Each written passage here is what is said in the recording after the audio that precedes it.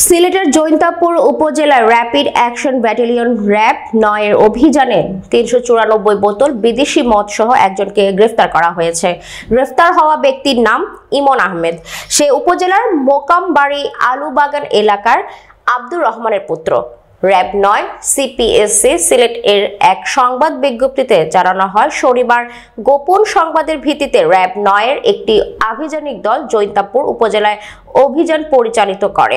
ওই দিন দুপুর ২:৩০ ঘটিকায় জৈন্তাবাজার এলাকায় মাদক বিরোধী অভিযানে ইমন আহমেদকে ৩৯৪ বোতল বিদেশি মদ সহ গ্রেপ্তার করা হয়।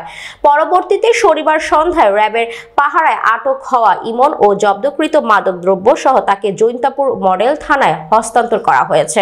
বিষয়টি নিশ্চিত করেছেন জৈন্তাপুর মডেল থানার ভারপ্রাপ্ত কর্মকর্তা আবুল বাশার মোহাম্মদ বদরুজ্জামান।